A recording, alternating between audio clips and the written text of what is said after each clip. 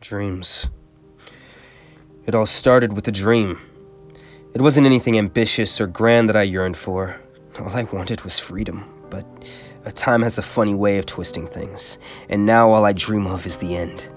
Every night and every contemplative waking moment, my thoughts and dreams are haunted by the same 20-year-old memory and nightmarish visions of our near future.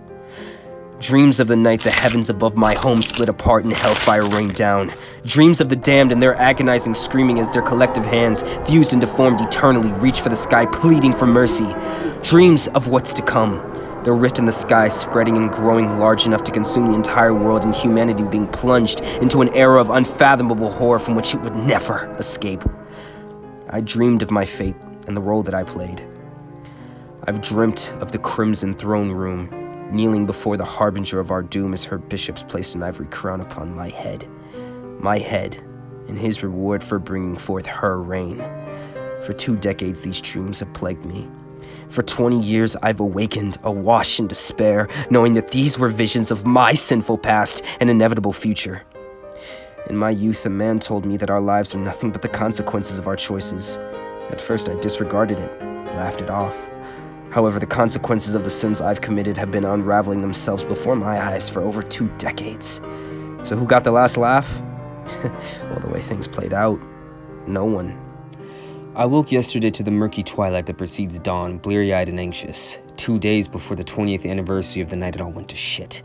Over the last few months, within my dreams, they've beckoned, no, demanded for my return. I knew this time I wouldn't escape its call. A week ago, I received a call from the only other person who could understand what I was going through, the true catalyst behind my suffering. We decided that it would be best for the both of us to make the journey home. We had no idea what awaited for us and what would happen, but it would be best to answer its call lest we incur any unwanted consequences. Knowing that this might be the last time I ever see my family, I slipped into my daughter's room and planted a kiss on her forehead. Without uttering a single word to my still sleeping wife, I stepped outside into a world teetering on the edge of the apocalypse. As I started to drive, I thought about what my life had come to. The wife, the kid, the white picket fence, and the white-collar desk job. It all seemed so mundane. Of course, any sense of normality was corrupted long ago, but I still attempted to go through the motions of maintaining the appearance of an everyday Joe. A family man just wanting to provide what's best for his family and maintain a sane, stable household. All just faux traditionalism, feigning to worry about the future that awaits our children in the face of significant societal change, all while knowing what truly awaits them is much worse. It's almost funny to me when I see the men and women of my social group clutch their pearls over the most inconsequential things. I mocked it all once, this kind of life and the ideals that perpetuated it. Drunk on teenage hubris, I once wished that it would all just crumble away. I wonder what old me would say if he saw me now. Why did I care? The drive to Salt Lake City came and went in a dizzying blur, and by midday, I'd found the shitty diner that we agreed to meet. He sat hidden away in a corner. Despite his imposing appearance, he always managed to blend into the background. Approaching him, I was shocked by how little time had dulled his features. A myriad of faded tattoos and week-old stubble hinted at his age, but his heart-set eyes still radiated a youthful fervor. He bore the resemblance of the cruel Emperor Caracalla in his eyes and resting scowl. Though he was a year older than me and neared 40, he looked 10 years younger. "It's been a while, Jack," he greeted. "Not long enough, Don." He let out a chuckle. Don's usual cynical gruff was always broken by his laugh, an almost childish sound that used to come off as more sweetly innocent, but now it felt more condescending than anything. "Hungry?" Don asked. "We don't really have time to waste. You gotta rush towards death." "I doubt we'll be that lucky," I said, getting up. My response drew another laugh from Don as he followed me out. The next few hours were spent on lonely highways, barreling towards that wretched place. The mere thought of it caused a tempest of unrestrained dread to whip about violently through the landscapes of my mind. But a serene calm tends to prelude the most turbulent of storms. I found mine in the nostalgic dreams that followed my slumber. Peace for the first time in 20 years. When you're my age, it's almost a certainty that you'll go back through your entire life and dream of returning to the rosy days of youth. Back when the world was vast and vibrant, I dreamt of Sunset Valley, my former home. A tiny Ohio town with a population that barely broke 2,000. Small and close-minded, everybody knew everyone, and gossip was rampant. It was stifling for those who longed for more than a life of conformity and contemporary glares. In Sunset Valley, no one ever moved in or left. The people that lived there had done so for generations, and it was generational reputation that dictated the social hierarchy. Don's family, the Mariettes, had been the town's fuck-ups for decades, so naturally, no one respected them. I was lucky to be born into a hardly notable family. The only expectation placed on me was to keep my head low and to stay out of trouble. My family feared the townspeople in the ire of their judgment. Unfortunately for them, I was too unruly, selfish, and stupid to obey my family's single request. I guess that's why the day I met Don was truly the beginning of the end. I was introduced to Don through a mutual friend. Dark hair, dark-eyed, dark mood, tall and well-built. Don was the local pot dealer, and during my teen years, cannabis seemed like a simple enough rebellion. We could have just stayed as dealers and buyers, but there was something magnetic about Don. A persuasive charisma that made him impossible to ignore. He didn't take shit from anyone, not from other teens, adults, authority figures, or an entire town's dogma. He was willing to carve out his own path regardless of who disapproved. And though Don might have had a boisterous presence, the man himself was quite reserved. Preferring to keep to himself, he didn't like unnecessary interaction. I guess he appealed to the part of me that saw itself as a small, hopeless, and I felt the need to grow closer to him, befriend him, as if a bit of his Lionheart nature would rub off on me, and I wouldn't feel so uncertain about my future, of my place in the world. It took time, but eventually I broke through his stoic exterior. I became his closest friend and found that elusive driving force that motivated him so much. A dream that we grew to share. But the pitfalls of youth are that our hearts always crave more. Too greedy for stagnation. Our bond grew beyond what was considered acceptable. For as long as I remembered, there was a line drawn in the sand, and in our youthful bravado, we eagerly crossed it. As morning light roused me from my slumber, I became aware of a dull ache deep in my chest. My eyes blurred and I wiped away the tears beginning to form. For the first time in 2 decades, my dreams hadn't been plagued by horrors that befell my home, but instead yearning for the blissful, reckless days of my youth. Anger set in when I realized that not even the passage of time had weakened his influence over me. I turned to face him. I was angry that I couldn't bring myself to hate him, that he made me ache for something that had died and been buried decades ago. I was mad because I didn't know if he felt the same or if I was just the last remaining shard of a long-forgotten past. I tried to tell myself that I wasn't the one at fault. Not entirely, at least. Just like an accessory to murder, I stood complacent and watched the perpetrator commit his crime. That is my sin. Can't say I wasn't warned, though, so I'll take my share of the blame.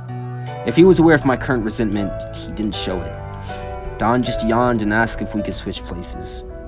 I took the wheel as he tried to get comfortable in the passenger seat to rest. I drove for a couple of hours before the pains of hunger forced me to pull into a nearby rest stop. Its run-down diners and shops looked far more appealing than ever. I took only a few steps outside before I felt the sensation of being watched. I spun around to face the nearby woods. However, it was my periphery where I finally saw movement, shaky and totally unnatural. I turned to face it, and I was met with the sight of a contorted figure peeking out from behind a tree. It noticed my gaze and tried to move closer, its malformed bones splintering and cracking beneath its pale flesh. The way its limbs strained and contorted should have been impossible for any healthy organism on this earth. Anyone else might have brushed it off as a severely injured animal hobbling about, but I had seen them long enough in my dreams to know and recognize their sporadic movements. I rushed back into the car and floored it out of the rest stop as I shook Don awake. "Oh, what is it?" Don asked in a groggy voice. I don't know, but I saw something. Something wrong. Jesus, Don, it was all sorts of fucked up. So what? What did it look like? I think it was one of her scavengers. Don was fully awake now, brows furrowed in concern. Well, shit. You've seen them too, then? The flesh constructs? In my dreams? Well, then I guess things are getting down to the wire. The fuck is that supposed to mean? It means that the things that we've seen in our dreams are starting to bleed through into reality. It means that we, and the whole world, are officially on borrowed time, Don said grimly. So, that's it then? We're just willingly marching towards our death? Ours and everyone else's? Christ, Don, I've got a family to worry about. What about them? I should just turn this car around and try to... No, you can't do that. You've had the dreams. The ones of being dragged back to sunset and into the gates of hell. You know what will happen if we turn back. So what the fuck am I supposed to do? Not much you can do. I've been planning something for years now, but I'm not sure how that's gonna play out in the end. Once again, what the fuck does that mean? Don only answered with an indecipherable smirk. And with that, he settled into silence. I chose not to press him any further. It didn't matter anyway. Soon enough, we'd be in the presence of her unrelenting evil, and our lives would be more than likely forfeit to her. So I chose to sulk and spend the next few hours driving quietly. The sights and sounds blurred together into an amalgamation of empty highways, a noisy car engine, and the rancid smell of gasoline. When it was my turn to switch with Don, he suggested pulling over so that we could both get some rest. And since we were ahead of our schedule, I agreed. We drove into one of the many seedy hotels that dotted all the highway and threw myself into the undoubtedly filthy pull-out sofa bed. So, what have you been up to these last 20 years, Jack? Don asked. I considered not answering him, but I was curious to know the same about him. Nothing. Nothing of note, at least. I'm just living my life as normally as I can. I saw the edge of his eyebrow twitch as though he was expecting my answer, but still could not completely hide his disdain. What about you? I asked. After sunset, I ran with the gang. We stole art from rich art collectors for other rich art collectors. Ah, yes, Don Morate and his penchant for thuggish behavior. The edges of his mouth creased into a subtle grin at my remark. Well, that only lasted for about a year. I made decent money, but it wasn't sustainable. Shortly after, I found a different group to run with. Well, it was more like an organization. An organization? What kind? Investigative. Kind of like private detectives, but they look into things regarding the occult. Supernatural shit. I held back a laugh, an action that drew a glare from Don. It softened and faded from his face as fast as it had formed. Don't tell me that after everything you've experienced, you're still a skeptic. Come on, Jack, I thought you were smarter than that. No, you're right. It just seems kind of ridiculous. So, did anything come of it? Yeah, actually. It wasn't easy, but I found something that can point us in the right direction. So? What is it? I don't think it does you any good if I told you everything. I think you should get some rest, and we can discuss it in the morning. What makes you think you know what's best for me? If you did, I wouldn't be the shit that I'm in right now, I said through gritted teeth. Don's face hardened, the rising anger apparent in his face, but the attempts to quell it just as visible. You know, Jack, I've put myself through hell far more literally than I would have liked, all to find a way to deal with this. I know you've had it rough these last 2 decades, but at least give me the chance to fix things. A rising wave of anger jolted through me at this tone, the way he talked down to me like a child, but I too did my best to quell it. Whatever, Don. Let's just go to bed. There was one thing that I just couldn't let go of, a suspicion that had been brought to the surface the second that I reunited with him. So, you killed anyone since we last left Sunset? I asked. What, you want a fucking list? I didn't.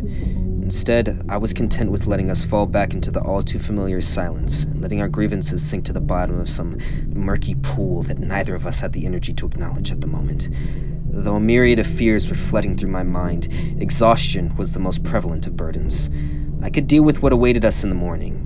For now, I'm content with letting the hum of the ceiling fan lull me to sleep, and let the ghost of my memories long past haunt my dreams. A kaleidoscope of memories cycled quickly through the dreamscape of my mind, pausing for painfully long on the moments that defined my life and foretold my downfall. I was forced to relive them with unsettling lucidity. I saw the old, forsaken town of Sunset, and that escapable place daring me to break free from its grasp, and how I swore I would, how Don promised we would. And then I recalled us, the night that defined us. I remember the gusts of cool midnight air dancing through loose clothing and tickling sensitive skin, the faint smell of asphalt and burnt rubber, and the way my arms tensed around Don as he accelerated his brother's bike to dangerous speeds. We stopped at the city's limits. The looming highway beyond was an impassable barrier that we swore we would one day crumble. Fuck if I know. California or Nevada, it doesn't really matter. As long as it's far away from this shithole, and if it's with you, then it's enough. Were his exact words when I asked where we would even go. They were crude, but said with such sincerity that I grew to cherish them. Fast forward to the end of that school year, and Don graduated. It was a surprise, given his long list of suspensions that prevented him from walking, but the fact that he had been handed his key to freedom was enough. I wasn't so fortunate. I was only a junior, another year barring me from the same luxury. Our summer came and went with little fanfare. We spent it as many adolescent boys would, indulging in generally harmless mischief. By the time the school year started, I had grown impatient and moody. Don noticed this change and spent most of his days lifting my spirits. It worked to bring a fleeting sense of ease, but that all faded the next school day. I had found myself used to the rhythm of mundane life far sooner than I'd like to admit. Even the moments shared between Don and I had fallen victim to repetition. Every school day ended predictably, with Don picking me up and us headed for the usual spot. At the edge of town was a heavily wooded area that Don was particularly fond of.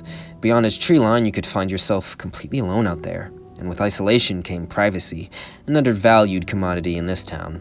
The infamy surrounding this woods was effective at scaring most people away. Rumors of Satanists and pagan cults performing sacrifices and rituals circulated the town during the 80s.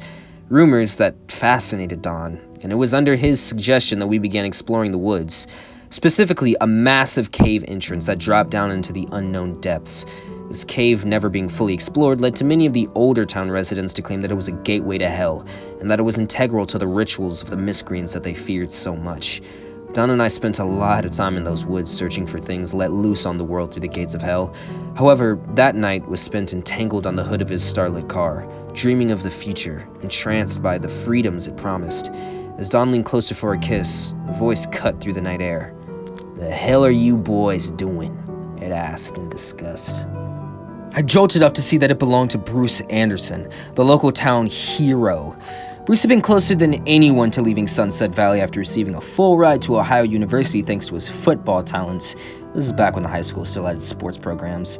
An injured knee anchored him back to the town, and as he aged, he took it upon himself to be the unofficial town sheriff, policing local hotspots for delinquent behavior.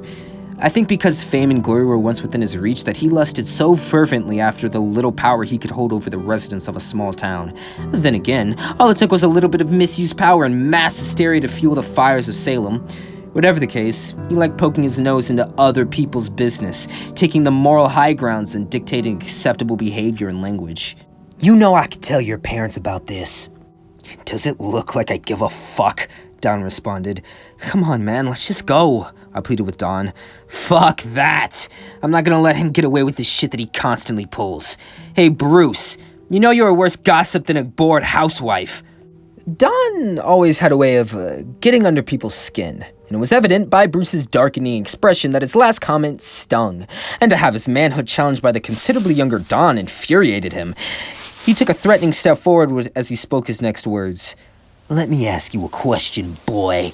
If the sky were to split open and the hand of God reached through to smite you, and only you, What would you say? Would you still be the smug?" Well, I'd say that I had it coming and that it's about damn time. But I'd also say that I wouldn't be the only one who deserves it. I mean, didn't you knock up a 17-year-old? Last time I heard, she wasn't doing so well. Bruce's face contorted in anger. If Don had stung him before, this time he tore into the man's very core. For all his pride and unwavering faith, it was juxtaposed by his boastfulness about how red-blooded he was. There was a particular irony with men like him, claiming piety and virility within the same breath. It was that irony that made it so easy for Don to back Bruce into a corner. "Know this, boy. Our lives are nothing but the consequences of our choices, and you'll face yours soon enough." He turned and walked away with a huff, never knowing just how eerily prophetic his threats really were. The girl that Don was talking about was Alice Easton. Her recent suicide rocked the whole community, and in a town that thrived on rumors, it was hard to get cold, hard facts as to what led to her death. The more believable ones claimed that her parents forced her to abort to save face, and that she was so ashamed or guilt-ridden that she saw death as her only solace. Rumors as to who the father was tended to point towards Bruce more often than not, as his inappropriate comments towards underage girls were well known but seldom talked about, and whispers of his salacious relationships had plagued him for over a decade at this point. In the past, everyone let it slide as he was one of the town's Gold Star residents, but this time, reverence could not shield him from such severe accusations. A few known facts were that Alice was pregnant, and as confirmed by the town's doctor, her death was ruled as a suicide. This was only one of Bruce's many sins. A foolish man layered thick with hypocrisy and unintentional irony. If only he knew he too would face the consequences soon enough. I like to think that everything is bound together like a spool of thread, and that all it takes is a little tug to set off a chain of events that'll make it all come apart. Causality, or whatever force people want to name it. The effect is always the same. Looking back now, I think this was the tug, and Alice was the thread that would unravel us all. Don drove me home in silent anger. I hated to see him seethe, and my inability to calm him down made me feel so powerless. By the time we reached my driveway, I had settled on giving him space. As I was opening the car door to leave, his hand shot out and grasped mine. I turned to him and saw that his face had softened. Don had a rough exterior and seemed near impossible to crack, but very rarely he showed a shy and pensive innocence. For someone like Don to show such vulnerability meant that he truly trusted me. It was a revelation that left the heart with a tender ache. Hey, just wait for me, okay? Just one more year and we can drive far away from here and go wherever the fuck we want. So just wait for me. You know I will. I always do. Sure, sorry, it's just this place, these people. They piss me off. I'm just worried that they'll get to you. They won't, and they haven't for 17 years. They won't now. Don let out a half chuckle, half sigh, and perked up as he spoke. Tomorrow night, let's make it past the highway and into the nearest town. We can spend the rest of the day driving around and seeing new things. Didn't you say that you always wanted to see the ocean? I don't think we'd have the time. But we will, I said. We will, and that's all that matters. I went to bed that night repeating the words in my head like a mantra that I desperately wanted to believe. I fell asleep not knowing how short-lived they would be, and the next day I was unable to focus on any of my classes. I wanted to see Don, wanted to see more of the world that had eluded me for so long, a world that held the promise of freedom. If I had known it would be the final day before it all went to shit, I wouldn't have spent it lamenting the tediousness of everyday life. I could have spent the day saying goodbye to everyone, making amends, anything else. If I had gotten the chance, maybe I would have found some closure, and the next 20 years that would follow wouldn't have been so guilt-ridden and desperate. There was something off when Don had came back to pick me up after school. It was subtle, but I thought I saw the slightest signs of a nervous tension in Don's movements. It was rare to see anything unsettle him, let alone make the man nervous. Or maybe he was just really good at hiding it. Whatever had happened, it must have been enough to pierce through his iron demeanor. The drive was silent and uncomfortable. It wasn't like last night. There was a more profound unease here. And to my surprise, he pulled towards my street and into my driveway. Hey, Don, what's going on? I thought we were... I need to do something real quick. Can you wait for me? Just a bit longer. Don cut me off. Sure, I said uneasily. He peeled out of my driveway and I was left with the fact that this was the first time that he had lied to me. I waited for hours, anxiety building with each second that passed by, and by the time night fell, it had shifted into a sickly fear. It was nearing 10 p.m. by the time that I heard a familiar sound. Don's car engine as he pulled into my driveway. I rushed out to greet him, but saw immediately that something was not only still wrong, but things had also worsened. Don had a crazed look in his eye. He said nothing when I got into his car, and his only response was a grunt when I greeted him, and he shrugged off all my questions. He started the car and drove towards the woods, and instead of the highway like I had anticipated, Don finally pulled over as we neared Hell's Gates cave entrance. I fucked up big time, Don said. What do you mean? What happened? My questions and pleas were met with silence, and instead, he led me to the trunk and popped it open. I peered in and nearly doubled over, trying to hold back the urge to vomit. Waves of nausea radiated through my body as I took a step closer. The inside of his trunk was stained with blood, some of it pooling up in the corners, but the thing that stuck with me the most was the glazed-over look in Bruce's eyes and his partially exposed skull slick with crimson. With another thread pulled loose, the world around me began to unravel. I jolted awake with the sound of the metal door being flung open with incredible force. I tried to get up to confront the intruder, but my body was locked in place by a tremendous weight. I was completely paralyzed, unable to even open my eyes. The stench of death wafted into my nose as I felt a being approach the foot of my bed. The sound of contorted limbs snapping and tearing preceded the arrival of the creature as I had encountered earlier. A sense of awful decay accompanied them. Several beings now stood in the room. Their unintelligible whispers rose as shrieks that reverberated throughout my entire body. I was on the verge of cracking under the sheer sensory overload when a voice, otherworldly in its tone, spoke and deafened all others. I recognized it, having heard it in my dream. She who sits upon a crimson throne awaits. The crushing weight subsided, and I rose to gaze upon the being. It stood there, levitating, several inches off the ground. It wore a blue cloak that obscured the entirety of its body. Behind it stood 4 flesh-covered constructs. They seemed to be made of mostly human parts, as some of its limbs were recognizably humanoid. However, patches of fur, teeth, eyes, and limbs suggested that the local wildlife was assimilated into their crude forms. Their cloaked being nodded and dematerialized, leaving nothing behind but wisps of navy blue smoke. The flesh constructs collectively let out a garbled yelp and then proceeded to writhe their way out of the hotel, the sound of their bones resounding in the late-night air. Don's chuckle broke the bewildered stillness. Well, I guess that's as good a sign as any to get the fuck going, Don said. What the hell was that? One of our bishops, I'm sure. A bishop? The cloaked things in my dreams were bishops? Oh, yeah. The blue one's name is Celiothian, I think. Oh, so you know their names. How? I'd be more worried about why one showed up here. Oh, I don't know, Don. Since you know fucking everything and insist on keeping me in the dark, enlighten me. Why do you think they appeared before us now, of all times? Maybe they were eager to greet us, or impatient. So, what do you do now? Well, there's only one thing we can do, Jack. Don's eyes were somber. Funny thing, I don't think I ever remember seeing him look so sad before. After a few more tense moments, we got up and set out to make the final leg of our journey. The few hours we drove were spent in silence. Don's face and emotions were now indiscernible.